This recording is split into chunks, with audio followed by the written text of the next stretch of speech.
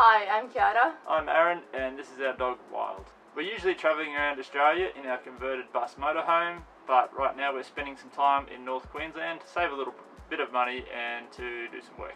So in this video we want to give you some tips on how you can find a job and travel around Australia as well. We sort of already covered this topic in a previous video, which you can check out Up here, yep. or there, or... there.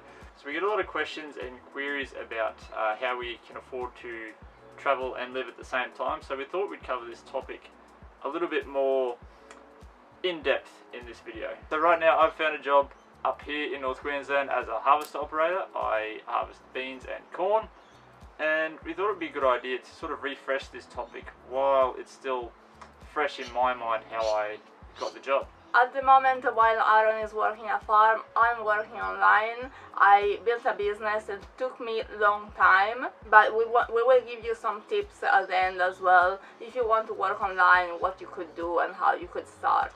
But we want to start talking about something that everyone can do, and is how you can find a farm job while traveling around Australia.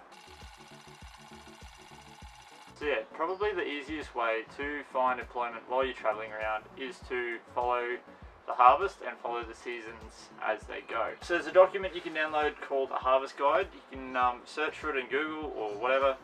Google harvest guide in the year you're in, so harvest guide 2022, harvest guide 2023, and it will bring up sort of a calendar giving you the months and the locations of when different fruits and vegetables come into season and when you can start work harvesting or picking or working in these farms. There are a lot of farm towns like Bundaberg, Stenthorpe, Gatton, up in Tully in North Queensland, Tully's bananas, Ayr, Bowen for mangoes. These are just a few and in Queensland, but you can find some farm towns in all around Australia. I worked a lot in a farm as a backpacker, and I can recommend to pick fruit, not vegetables, because vegetables obviously you will pick down here and it will break your back. So fruit is the way to go. Apple is a very good fruit to pick because it doesn't have spikes. I pick lemon and mandarins as well. They have spikes, they hurt. I heard that cherry is a good fruit to pick, berries. But I have to point out that there is a big difference between backpackers and Australians. If you are Australian and you have a truck license, you will probably end up to get a job like Aaron does, work in a harvester or work as a truck driver for about $30, $35, $40 an hour, or you might work in a farm as a supervisor. If you are a backpacker, probably you will be a picker or a packer, which is sad, but that's unfortunately the way it goes in Australia most of the times.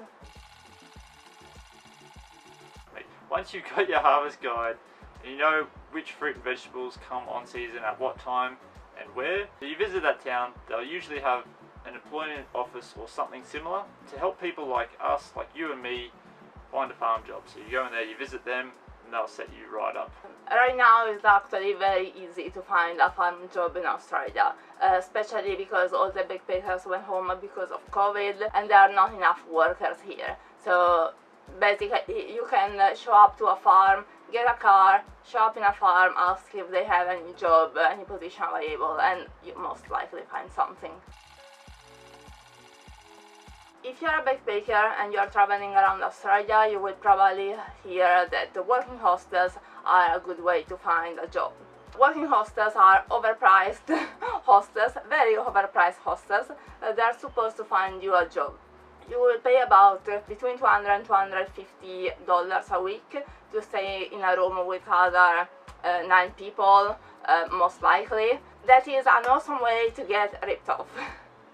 I had awesome times in working hostels. I've met a lot of people, I had a lot of fun, but you need to understand that for a working hostel you are not a client as you should be, but you are considered a worker. So you will have a lot of rules, you will have to pay a lot of money to stay there, and they are not in any obligation to find you a job.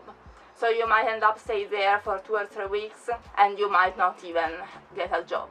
So my suggestion is, if you can, avoid working hostels unless you want to there for the experience, is perfectly fine. I had a great time in working hostels. I didn't make a lot of money though. So avoid working hostels if you can, and get a car, a van even better, and go around to find your own farm job. Let's just say you're travelling around and you don't want to work on farms, which is fine. There are heaps of other jobs available. One of the best ways to find them is through Google searches. So say you're in a town ABC, you Google jobs ABC, jobs available ABC. They'll come up a list of search engines and websites like Indeed.com, Seek.com, whatever, job advertising websites, and you can usually find entry-level jobs on those websites. An example could be a caretaker for campsites. That is a great job that you could get. You can find jobs like this, especially on the website Grey Nomads Jobs, I think it's called. They usually want some experience and they usually want older Australian couples. Another way to find work, if you just visited a town or once you get into a town, is to just wander around and have a chat to people. Wander into the local store, into the local pub, into the local campsite, and just have a chat, have a talk to someone and see if there's any work available. Usually someone will know someone else that is looking for a worker, and that's a really good way to find work as well.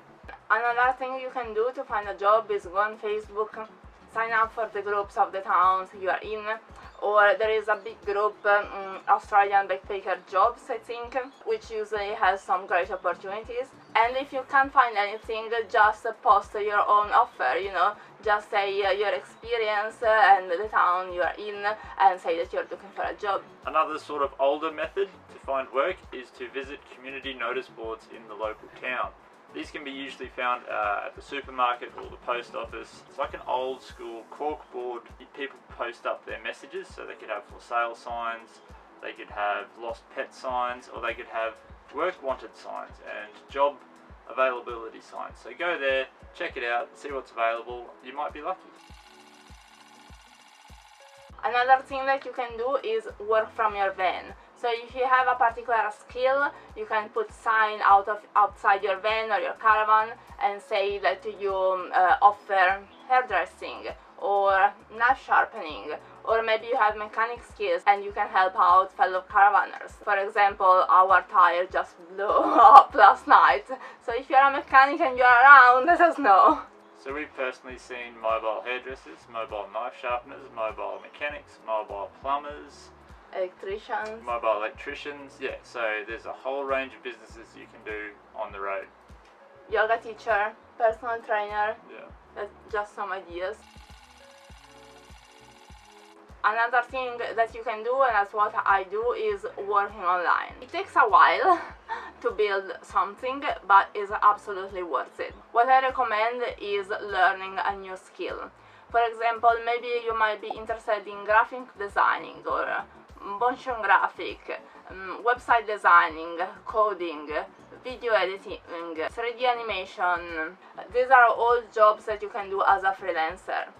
Or maybe you can work for a company, do for example online customer service, bookkeeping, or even do the job that you are doing now and move it online. Another great idea is teaching English or your own language online. I started this way. That's how I started finding my first online jobs. I started teaching Italian online. The website I use is called italki. It's awesome to organize everything for you. It finds you clients. I still teach Italian to this day because I love my students. Then I start doing personal training online because I studied fitness in the past before I start traveling. And I also added video editing. Now I'd say that most of my income come from video editing. I love doing it. I have fun, it's very creative, and I can do it from anywhere in the world. I didn't go to any specific school to learn video editing. Actually, I learned by myself, and I'm here to tell you that you can start doing something like this as well. You just need to put in the effort to learn the skill. I never go out. I never watch TV, I never watch a movie. I usually watch things that help me improve my skills. So I'm sure that you have time during your day, even when you come home from work, instead of sitting in front of the TV and watch a pointless Netflix show, go on Udemy, buy a course. There are quite cheap courses with Udemy, Coursera, Domestika. There are a lot of websites out there to teach you skills.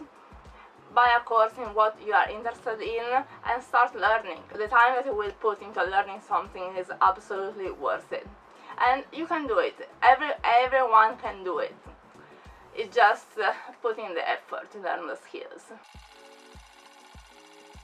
More on the subject of upskilling, there are things you can do. Let's say you don't want to work online, but you can upskill your physical or your location-based skills like truck driving or bookkeeping or admin.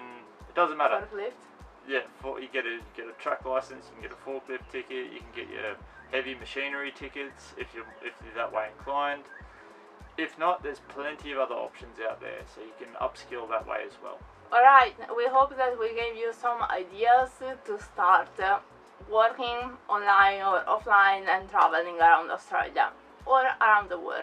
Yep, and let us know if you can think of something we missed, and let us know in the comments below, and hopefully we can address it in a future video. So if you like this video, we always appreciate a like and a subscribe, and we will see you in the next one.